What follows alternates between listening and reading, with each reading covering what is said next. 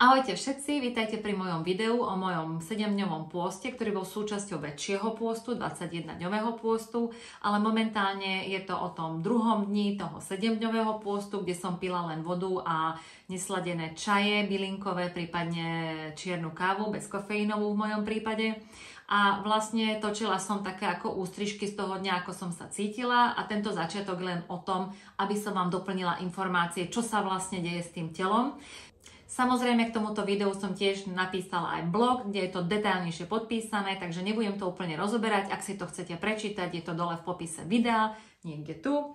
A teraz poďme do toho. Takže od tých 24 hodín do tých 48 hodín sa dejú nejaké veci s telom a sú podstatne výraznejšie, a s tým druhým dňom môžu prísť aj nejaké pocity, ktoré nie sú úplne príjemné, pretože telo sa nejak dostalo do štádia, kde má málo glukózy, už ju viac menej vypotrebovalo, a v podstate, kým sa prepne na ten mód, kedy začneme využívať dobre tie ketóny, ketóza je v plnom prúde, už ich máme viac, telo sa viac zahryzáva do tých ako tukových buniek a tie ketóny ako také využívame ako zdroj paliva, čo je na tom aj to dobré, pretože je to taký ako stabilný prísun. Tiež, čo sa deje a čo je skvelé, prebieha plná autofágia, čistí sa vám organizmus, zbavuje sa telo poškodených buniek, používa ich na energiu. Tiež sa vám dostáva tomu, že začínate pociťovať čistejšiu myseľ, znižuje sa vám pocit hladu, čo je skvelé, môže sa vám zlepšiť čuch a takisto sa vám môže zlepšiť energia a chuť na prácu. Takže v priebehu tohto dňa môže byť začiatok taký ťažší, ale ten priebeh potom môže byť podstatne lepší a príjemnejší, než ste ako zvyknutí. Na to sa cítiť a pravdepodobne vás to aj prekvapí, že vlastne 2 dni bez jedla človeku nie je až tak zle a nie je až tak extrémne hladný. Dokonca veľa ľudí zvláda variť. Ja osobne varím a pečiem ten druhý deň, takže je to úplne v pohode. A čo sa týka ešte tých procesov, ktoré sa v tele dejú, tak sa vám nejak stabilizuje hormonálna hladina, respektíve jedna veľmi dôležitá vám rastie, a to je rastový hormón. To je hormón mladosti a vitality, o tom som tiež napísala blog, tak keď chcete, tak to na tom mojom blogu www.tinka.sk nájdete, čo všetko ten rastový hormón pre telo prináša, tak to je úplne skvelé a vyrovnáva sa vám tá energia, to som hovorila.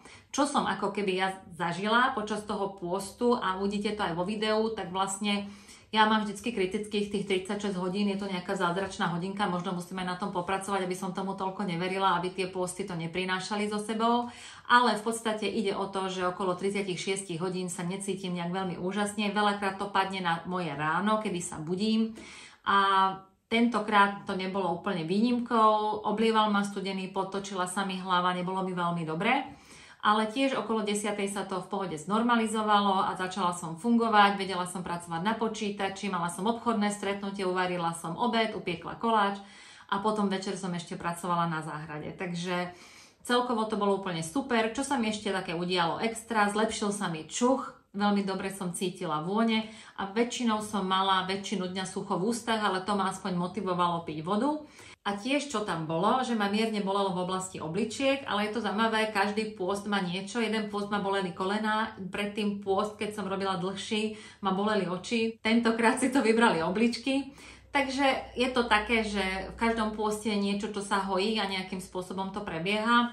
Ale skvelé na tom je, že keď človek zvládne nejaký predĺženejší pôst, tak získa takú sebadôveru, sebavedomie, vie, že to zvládne, že je to ťažké, že v podstate byť bez jedla je v pohode, lepšie sa čeli ťažkým situáciám. A ja mám tiež ten pocit, že tá moja 36. hodina je taký mentálny tréning, že človek sa naučí nevycúvať z niečoho, čo je ako keby ťažké, a vie v tom živote ďalej pokračovať a vie sa nejak s tými situáciami vyrovnať. Takže aby som už tu príliš veľa nekecala, tak poďme sa pustiť do toho môjho denného vlogu, ktorý som natočila z môjho pôstu. Prajem vám príjemné sledovanie a keby ste mali nejaké otázky, píšte ich dole do komentárov, budem rada, ak napíšete niečo, prípadne mi dáte palec hore, ak sa vám video páčilo, a vidíme sa v ďalšom videu. Krásny deň, ahojte! Tak, dobré ránko, dneska je druhý deň postu, teraz som okolo 36 hodín a to vždycky bývajú moje krízové hodiny a vždycky je pre mňa zložité vstať a chodiť, lebo sa mi väčšinou točí hlava. oblieva ma studený pot, bije mi rýchlo srdce a cítim sa nevoľno veľakrát aj s pocitom, že mi treba vracať. Takže som išla na chvíľku von. Bosé nohy na studenej zemi väčšinou pomáhajú s nevoľnosťami. To mi pomáhalo aj v tehotenstve. Takže je to lepšie. Trošku sa mi klepe ruka. Mám vodu, aby som sa napila a doplnila tekutiny. Niekto hovorí, že na to pomáha ocot a trochu soli, ale keďže ja jem jedlá bez soli, oleja a cukru, tak to nebudem testovať. A jablčný ocot. Ja to skôr beriem, že je to súčasť očisty a súčasť toho, že občas je dobre prekonať ťažké veci a post určite ľahký nie je, ale nie je tak ťažký, ako si ho ľudia predstavujú. Viem, že tento pocit odoznie a dnešný deň budem fungovať úplne normálne, ale čo pomáha je určite prechádzka, takže dneska ráno si vyjdem na prechádzku na východ slnka a na to sa teším. Pomôže to s tými nevoľnosťami, pomôže to s tým zvláštnym pocitom a človek vie fungovať podstatne lepšie, keď sa pôjde prejsť. Takže tak, budem dokumentovať ďalej a zdravím vás a prajem vám krásne, dobré ráno. Pokračujem, je momentálne 4:33 ráno a mám za sebou 36 hodín pôstu a chcela som pracovať, ale to nemá význam. Vždycky viem, že druhý deň okolo 36 hodín to proste nejde, lebo mozog potrebuje veľa energie a teraz mu chýba, ale skvelé je, že už som v autofáge, takže vlastne telo si rozkladá poškodené bunky a používa ich na energiu a kým si telo zvykne prepnúť na tento mód, môže to spôsobovať problémy. Určite používať rozum, rozmýšľať, pozerať sa na displeje, to unavuje.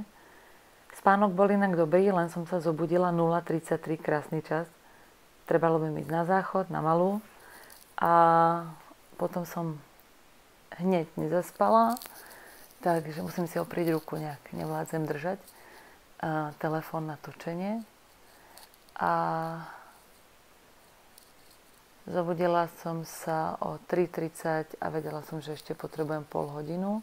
Čo ma prekvapilo, čo väčšinou, keď sa postavím, idem na záchod ráno a točí sa mi hlava, oblieva ma studený pot, že vlastne keď si lahnem, tak ma to dosť rýchlo prejde, tak celkom mi bolo zle, keď som ležala. Bolo mi nevoľno, mala som pocit, že mi treba vracať, čo sa nedieje často pri mojich pôstoch. Ale je pravda, že teraz som nešla z pripraveného pôstu, že väčšinou, keď idem do pôstu, tak sa pripravím a jem viac zeleninu a ovocie, čo vždycky jem, ale nie sú tam olej ani sol, ale bola som na návšteve u mojich rodičov a tam sa tomu úplne nedalo vyhnúť, takže cítim, že je to zložitejšie bez tej prípravy, tak než začnem pracovať, tak sa vlastne pôjdem prejsť, lebo to zvykne pomôcť, tak uvidíme, kde budem, ale je možné, že budem môcť pracovať až po obede, pretože sa nebudem vedieť do obeda pozerať na displej. A je pravda, že posty sú naozaj skvelá vec pre mňa. Mne vyliečili veľa vecí, takže som ochotná za to zdravie, ktoré cítim, obetovať toho pol dňa, že budem oddychovať, budem sa prechádzať. Je to čas viac na vnútorné vhľady a ona sa tá mysl zbystrí. Zajtra bude úplne ostrá. Bude vedieť, čo chce robiť.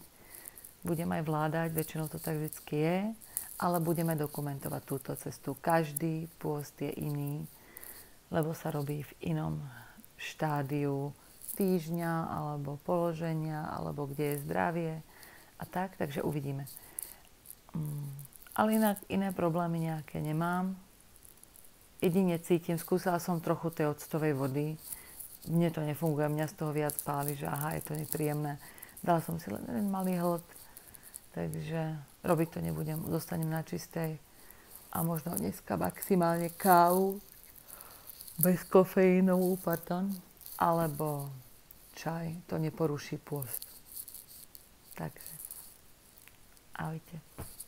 Mám za sebou 46 hodín postu a je to úplne v pohode už teraz. Ráno bolo ťažké, točila sa mi hlava, mala som nevoľnosti, bola som slabá, musela som aj ležať, nemohla som toľko pracovať. A potom, keď sa to znormalizovalo, po vode, čaji a takej čiernej káve bez kofeínovej, tak som si vlastne sadla za počítač a pracovala som. A je to pravda, že počas pôstu vlastne to trošku viac unavuje tá mentálna práca. Mozog potrebuje energiu, veľakrát hlavne potrebuje tuky a dobré bielkoviny a tie mu nedodávam, takže je to také ako keby zložitejšie, ale energiou sa cítim fajn, hrám sa s malou. Teraz idem na obchodné stretnutie, piekla som aj koláč, to mi vôbec nevadí.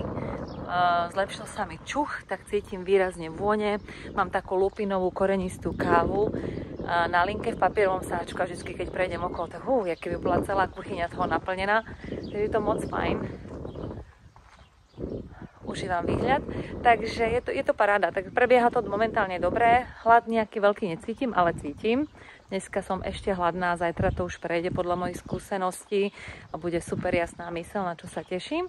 Takže tak, aby ste mali krátky úryvok z toho, jak prebieha môj post, druhý deň. Okolo už sa blížim k 48 hodinám a je mi dobre.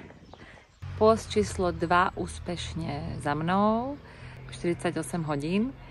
A také nejaké tipy alebo veci, ktoré chcem k dnešnému dňu povedať. Ráno som bola veľmi unavená, to som hovorila, potom sa to znormalizovalo a pracovala som aj na počítači. A vec je taká, že keď človek pracuje ako viac mozgom, myslou a pozerá na displej, tak ho to podstatne viac unavuje, ako keď robí fyzickú a manuálnu prácu. Takže ja odporúčam na ten druhý deň, keď človeku nie je až tak dobre robiť prechádzky v prírode, tie sú super. Ak viete na boso po tráve, to veľmi pomáha. Aj na nevoľnosť na studený podklad sa postaviť, to tiež pomáha. A je úplne skvelé robiť na záhrade niečo, ak máte tú možnosť. Poliať kvetiny, ako som hovorila, chodiť na boso po tráve, vytrhávať burinu, keď domáce práce, skladať prádlo, alebo niečo, čo si chceli urobiť manuálneho, niečo opraviť. Prekvapivo tá energia vám nebude toľko chýbať. Ja som, jak som pracovala na počítače, začala ma boleť hlava, aj sa mi začala točiť, tak som vlastne počítač potom už zavrela a mala som pracovné stretnutie, na ktoré som mala aj speši a za tú prechádzku som získala energiu, pracovné stretnutie prebehlo super, prišla som domov a teraz sa cítim fajn, keby som jedla, netočí sa mi hlava, necítim únavu, dokonca mi není veľmi zima, ale dneska je teplý deň, okolo 19 stupňov, čož ako počas postu môže byť zima. Takže je fajn to nastaviť na nejaké dni, kde je teplejšie, alebo na nejaké dni, keď si doma budete výdatne kúriť. Ak máte doma, do rodiny doma máte krb, tak v krbe, alebo si zdvihnete teplotu radiátorov. Tak to dosť pomáha, lebo tá zima je taká, alebo pri oblieca samozrejme. Takže, aby som povedala za dnešný deň, na ten ťažší štart ráno, o ktorom som vedela, teraz už mi je úplne super. Hladná už veľmi nie som, ešte trošku teraz cítim v žalúdku, že A skôr ma dneska lákalo jesť z hľadiska takého relaxačného, alebo vypnúť, dať si pauzu v tom dni, alebo emočného, že som riešila ťažší projekt v práci a mala som sa chuť najesť, lebo som potrebovala ako vyfúknuť paru. Tak ako to je vlastne to. Jedlo je taká náhrada pre tú relaxáciu, vypnutie alebo riešenie nejakých vecí.